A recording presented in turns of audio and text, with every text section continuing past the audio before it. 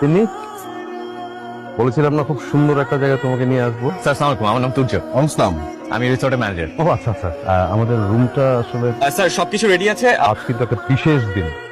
আজ আমার ওয়াইফের বার্থডে।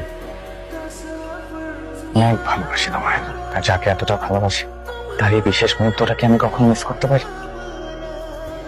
আমি তোমার কাছে হাজার হাজার মুহূর্ত চাই না, তোমার হৃদয় থেকে যাওয়ার মতন কয়েকটা মুহূর্ত চাই, যেন আমি যদি হারিয়েও যাই এই মুহূর্তগুলো যেন আমাকে তোমার কাছে বাঁচিয়ে রাখে।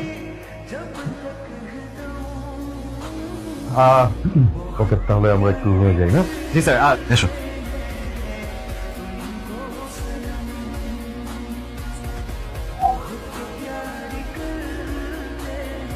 ও হো, আমি তো তোমাকে একটা কথা বলতে ভুলে গেছিলাম। বনানীতে আমি আর তুমি 3,500 স্কোয়ার ফিটের একটা ফ্ল্যাট বুকিং দিয়েছিলাম না? হ্যাঁ, ওটা তো নেক্সট উইকে হ্যান্ড ওভার করছে। আমি তোমাকে এই কথাটা আগে বলতে চেয়েছিলাম। লিভিং রুমটা তো বেশ বড়, ওখানে বিশাল দুইটা সোফা থাকবে, 90 ইঞ্চিস একটা টেলিভিশন, এবার খেলা দেখবো, গান দেখবো। আর ওখানে আমি জয়েন করছি এখনই। হ্যাঁ ঠিক আছে।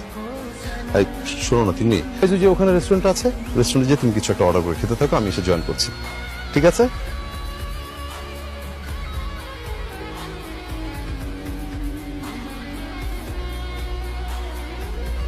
আমার জীবনে তো সবকিছুই হলো, তো বড় বড় স্বপ্ন যদি দেখবে, তাহলে আমার মতো একটা সাধারণ ছেলেকে নিয়ে একটা সাধারণ স্বপ্ন কেন দেখেছিল?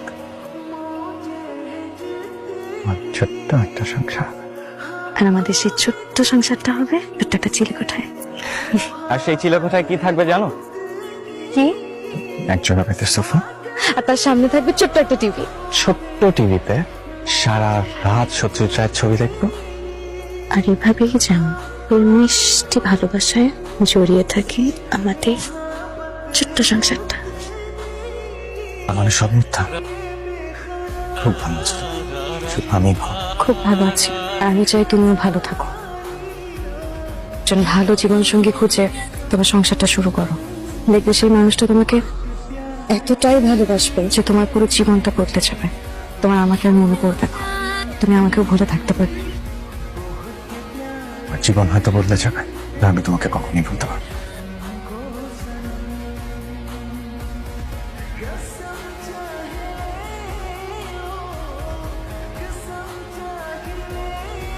এই হলো আমাদের একটা সমস্যা, আমাদের কোনো টাইম সেন্স নেই। টাইম ম্যানেজমেন্টটাই আমরা ঠিক মতো বুঝি না।